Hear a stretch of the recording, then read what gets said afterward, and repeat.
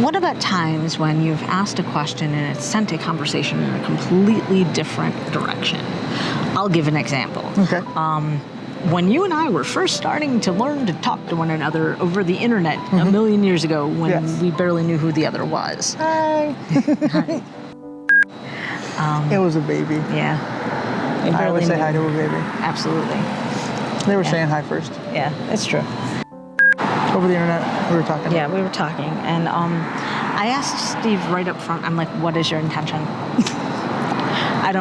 I'm in my 30s. I don't have any time for this shit. What are your intentions? And I was talking to my coworker the other day about this, who's like one of my best friends outside of Steve, and just talking to him, and I told him that, and he says, "God, that's a weird way to do that, D." Like, is that a little, like, if somebody asked me that, I'd be like, whoa, wait, what? I was just talking to you.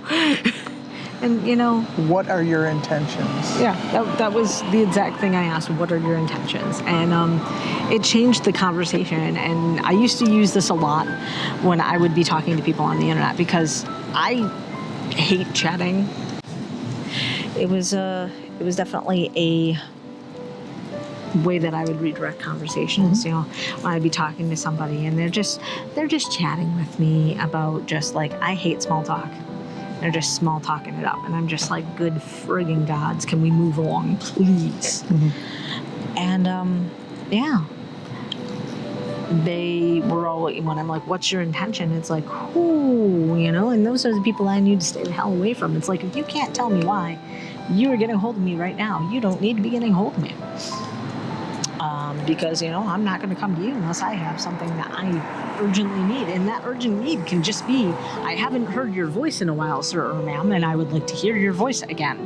You know, that can be the request. I almost didn't, there's a very good chance that I could have potentially not passed that test. Because I didn't know what, Oh, it's not for you. What to say, you know? Yeah. I didn't know what the correct answer was. Right. And it's just literally an open-ended question, you know? And like, he was like, what? And so I was like, okay, well, there are options. Are you looking for friendship? Are you looking for a romantic partnership? Are you looking for a buddy?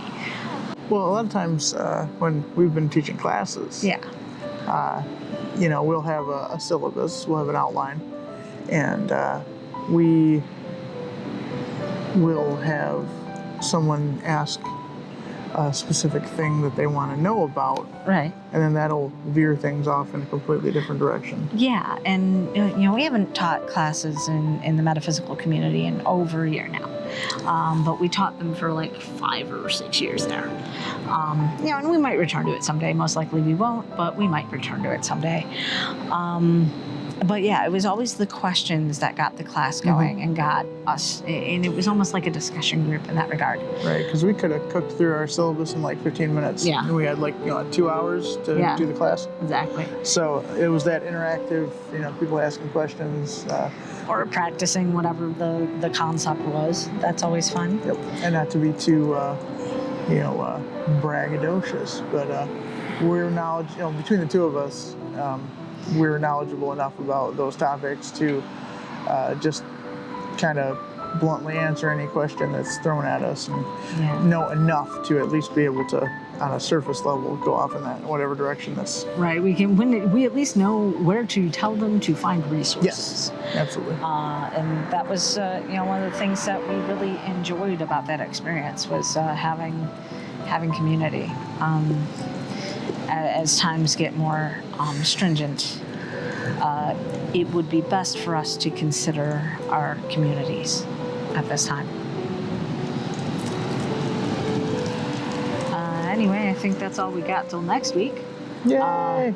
Join us tomorrow for the fabulous Dr. Zane's Twisted Nightmare. Twisted Nightmare.